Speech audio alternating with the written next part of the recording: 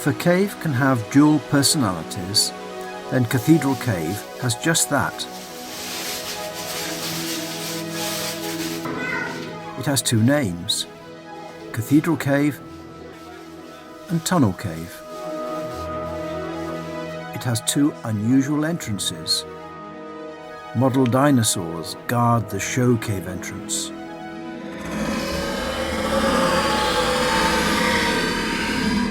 High open moorland surrounds tunnel top entrance. It is rare to find a cave like this positioned on top of a ridge. Inside, it feels like two very different caves have become attached to each other by accident. The show cave follows an easy path through a dramatic rectangular void. It is noisy with water cascades, music and people, giving it a sociable, friendly atmosphere.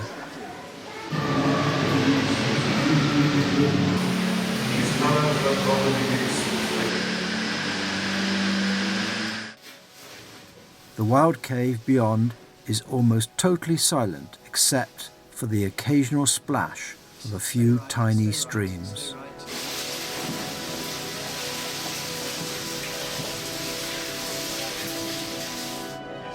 It has the feel of a long abandoned ruin.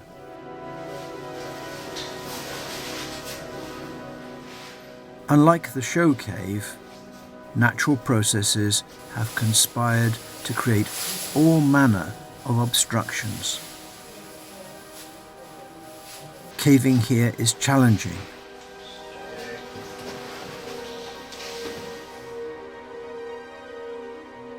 The original discoverers were members of South Wales Caving Club. In 1953, they investigated a narrow 50-metre long crawl, only 60 centimetres high and half full of water. It was named Tunnel Cave. The small stream provided a water supply for Danrogoff Farm. It was hardly a pleasant place to explore, but it did have a telltale draught. Draughts are a good indicator that there are more cave passages to discover beyond. On December the 27th in 1953, after digging round some very large and precarious boulders, a minute squeeze only 20 centimetres high and 40 centimetres wide was passed by one of SWCC's smallest cavers to reveal the large passage and enormous cavern that now makes up the show cave. The cavers called it Davy Price's Hall after a recently departed local innkeeper. The passage had a wide sand-covered floor with several small streams joining from flooded side and roof passages. But only 150 metres further in, the cave suddenly changed its character. The next 2 kilometres of cave was much more difficult to explore. Davy Price's Hall was obviously well positioned to allow successful conversion into a show cave. This was carried out in 1972 and 3. It began with the cutting of an artificial tunnel under the supervision of the current director of the National Show Cave Centre for Wales, Ashford Price.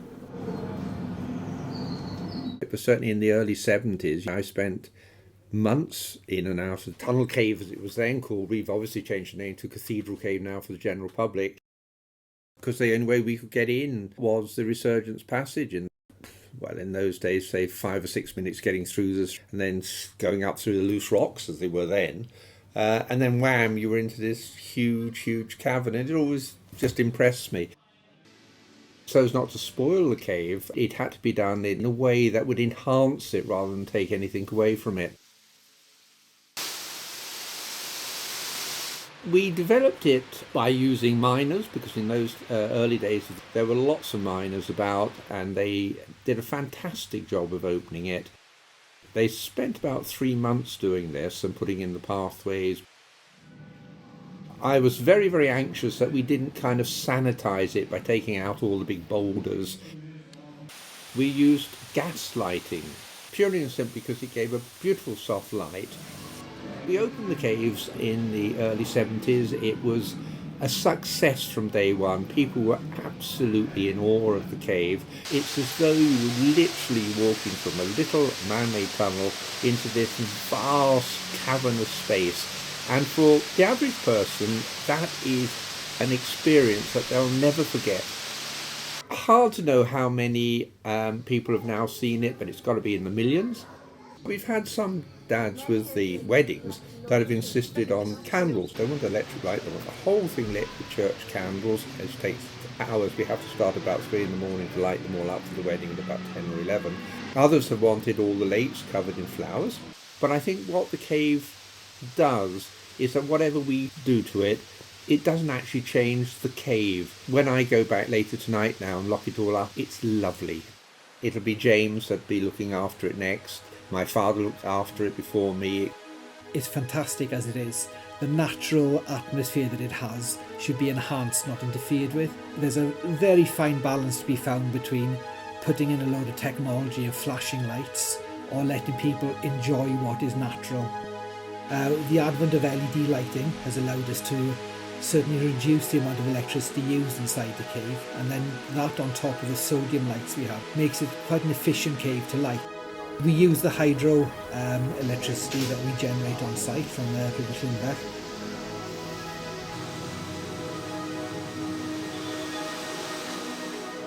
The visitors are our business. It's incredibly important we know what they're thinking, how they feel, what they enjoy, what they don't enjoy.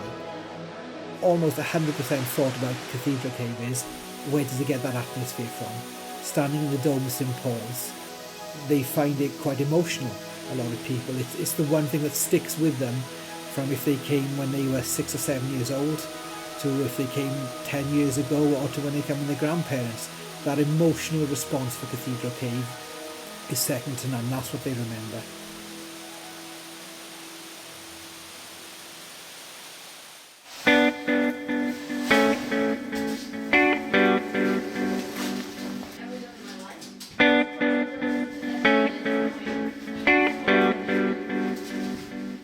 Beyond Cathedral Showcave is still known to cavers as Tunnel Cave.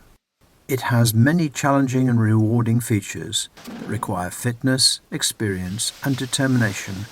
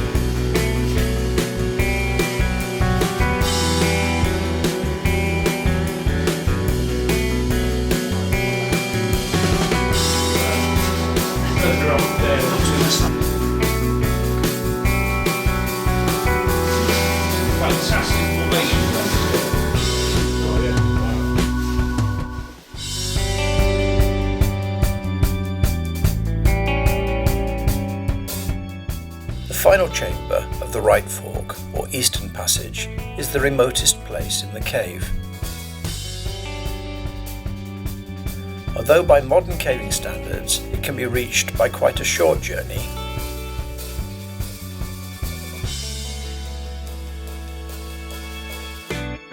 the route is full of obstacles.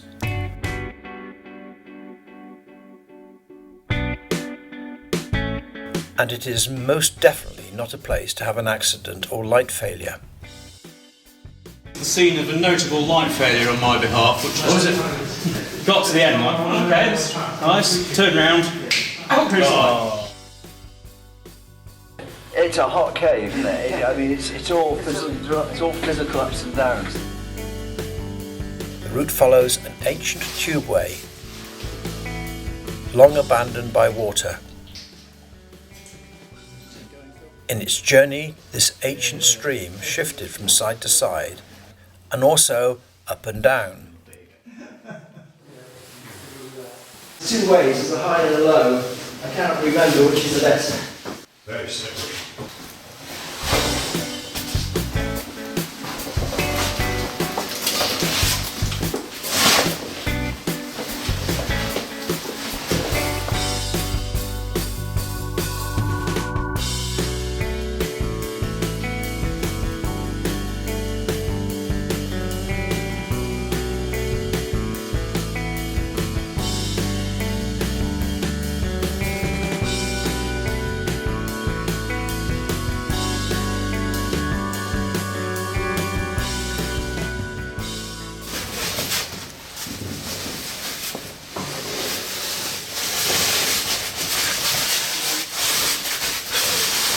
Right, so we go up.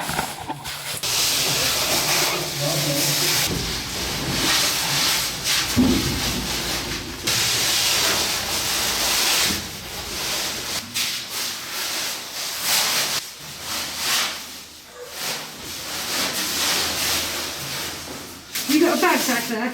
I haven't. I've got a bag.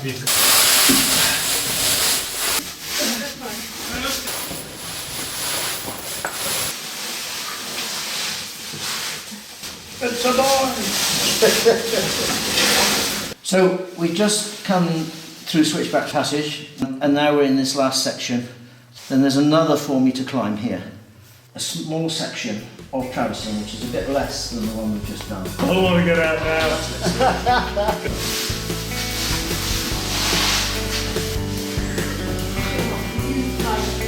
Good lord, it's not meant to bend this way. That's a lot more spacious than just one, isn't it?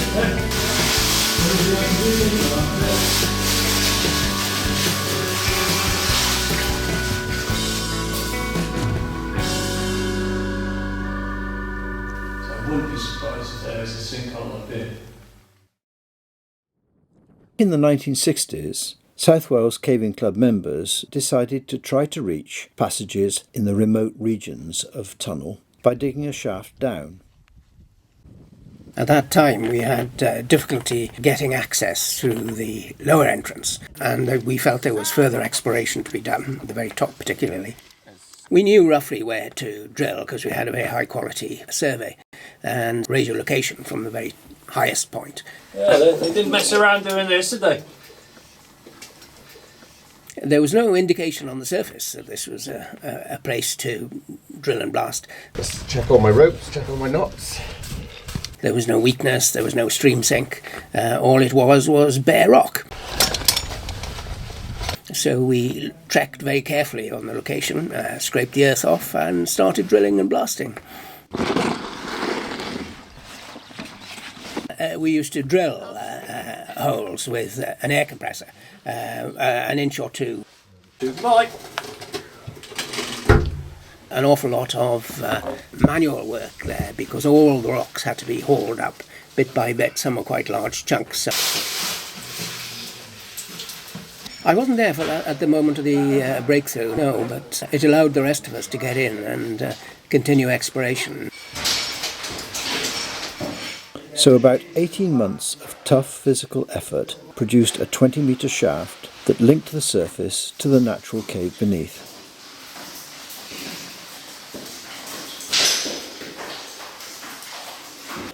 This is no simple entrance, and access is only available to expert cavers. Don't fall in. No. Nice work.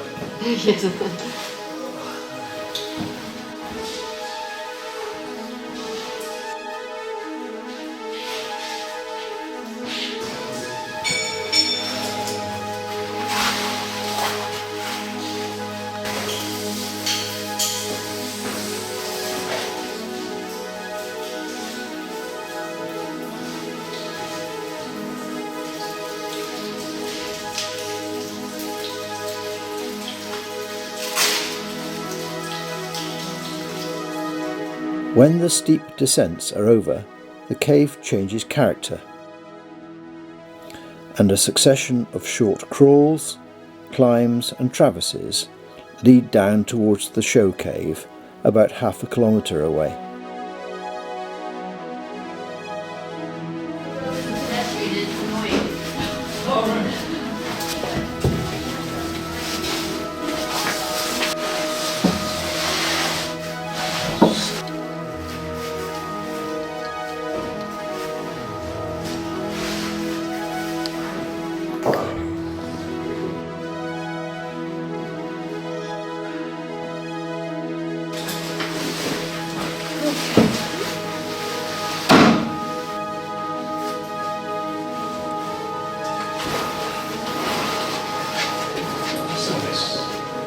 Yes.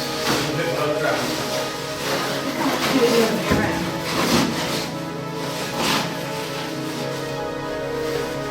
Sorry, so ready for...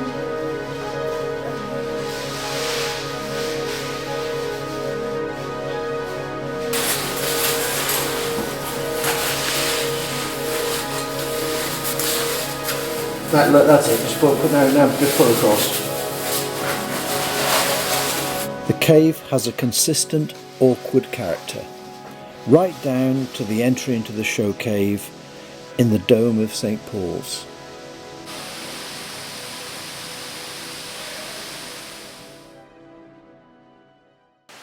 Cathedral Cave has a grandeur that for many visitors makes it the most memorable part of their day at the National Showcaves Centre. For cavers, Tunnel Cave hides its spectacular rewards in more remote and awkward passages. Right at the end of a narrow and twisting tubeway lies Christmas Grotto. White, soft calcite has formed a mass of stalactites, stalagmites and pillars. They may be quite a recent feature by cave standards, at only a century or so in age, and were possibly created by lime-saturated water seeping down from abandoned lime kilns on the hillside above. The passage floor has sometimes been covered with muddy water. These flood events form brown tide marks on the formations. When the water goes down, the white calcite has continued to be deposited beyond the mud.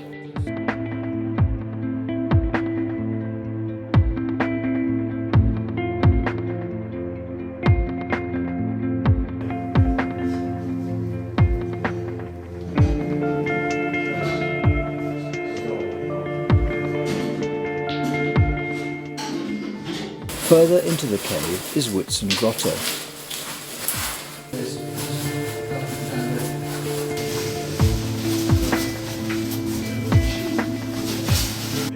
Here there is evidence that deep pools of clear, calcite-rich water used to cover the cave floor.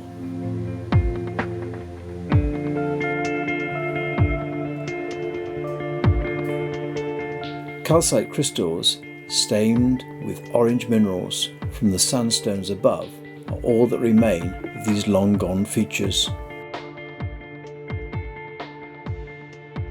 Just muddy, but the mud is very well preserved and sparkling. Some of the treasures of Tunnel Cave are not pretty or even obvious. This is beautiful. But they are important because they preserve evidence of climate change. Layers of mud and sand have been left behind by ancient water flows, some smoothed and sorted by liquid water, Sorted sands. They are laminated. and some crinkled and patterned by ice. Granulated mud. In these areas of the cave, some of the flowstone formations have been broken, And there's no real reason why any of those should have got smashed off. possibly when ice filled the passages and forced them off. The breakages are old, what process would have fractured them off. It's more likely ponding by ice. But there is a gap. Cracked blocks of limestone can also be seen. These have been forced apart from the wall by the action of freezing water in cracks. This would have happened when the land above was influenced by a glaciation, for example between 85,000 and 12,000 years ago. Sand chamber. Below top entrance, deep under the mountain, is a silent hall called Sand Chamber. Wait until you see the rest of it. Right there. Pretty's in here. Well, you haven't turned round yet. This peaceful place is the home of many natural treasures.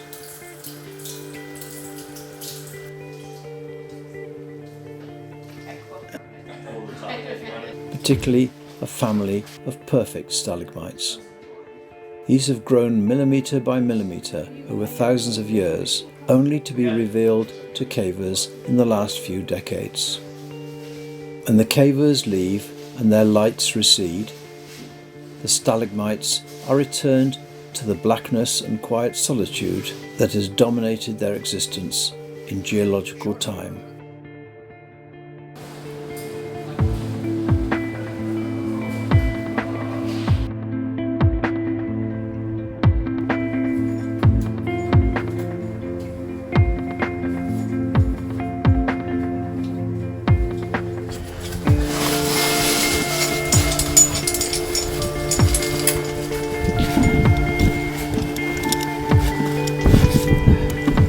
Okay, it's out and ropes clear.